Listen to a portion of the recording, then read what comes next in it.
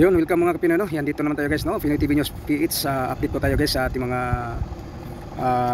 pangyayari po dito sa ating, ating bansa. Ito po yung issue na pag-usapan natin.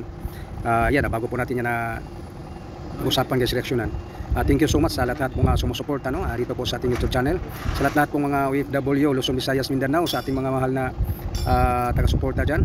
Yan ating mga OFW, no? Yan, thank you so much sa inyong pagsubaybay po dito sa ating mga video. Kaya ako buong puso pong pasalamat sa inyong lahat. Kaya yun po guys, no? Ating topic ngayon, ating pag-usapan itong issue ng biglaang pagpalit ng Senate, no? Yan, Senate President dito sa Senado. Kasi alam natin guys, ongoing pa itong PDLX.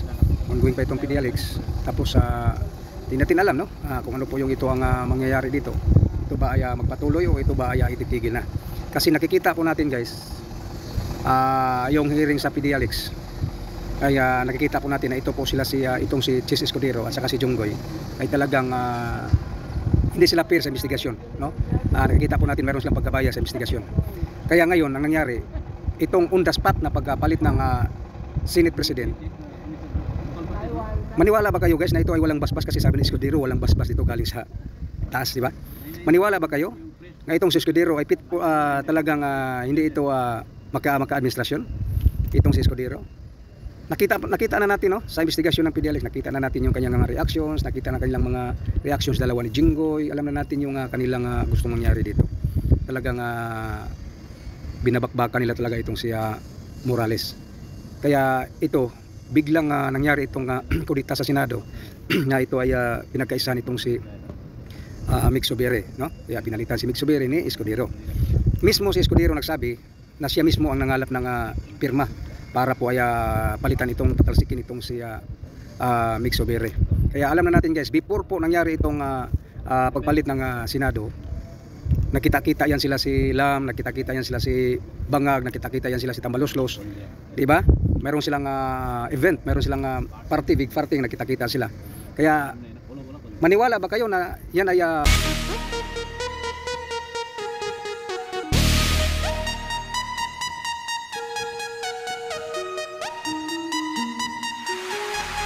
Bagong Pilipinas, kapal ng mukha, dami ng gutom at natulala. Yun guys, maniwala ba kayo guys na itong sinasabi ni Escudero na ay walang basbas galing sa Malacanang, walang basbas galing kay Lam, walang basbas galing kay Bangag, walang basbas galing kay Tambaloslos? Maniwala ba kayo? Kaya dito po natin makikita ngayon guys, kung itong PDLX na ito ay kung hindi na ito matutuloy, itong investigasyon na ito, at saka mayroon pa silang kasi na-mention ni Mix ang dahilan, isang dahilan nga talagang pinapalitan siya, yung issue ng PI, People's Initiatives, dahil po ay naharang po ito ng Senado, yung gusto nilang mangyari na sila ay itong PI, yung People's Initiative, na namayad sila ng bayad pirma kapalit ang ayuda. Yun po ang issue nung nakaraang mga buwan. Kaya gusto nilang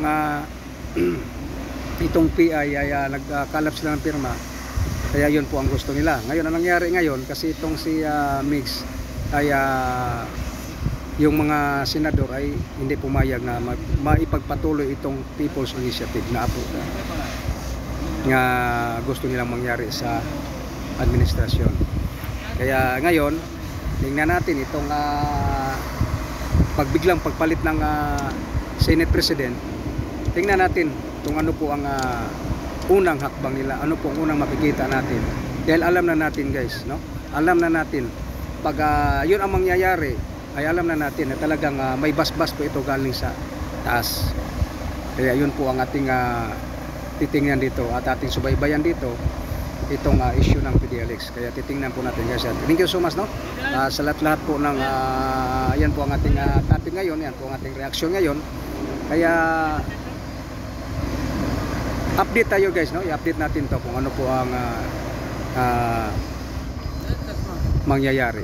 Dahil po ay talagang nakita na natin sa Senado, no? Alam nyo nung telenovela guys, yung telenovela, mayroong iyakan, mayroong I love youhan, mayroong yakapan, mayroong na heartbroken. Kaya alam nyo na yung sa Senado parang telenovela, no? Mayroong titingnan natin yung ay nako. Kaya ngayon guys, ang ating hintayin natin ang update nito kung mangyari pa ba itong kuan ha. Kaya thank you so much and don't forget like, share and subscribe po tayo guys.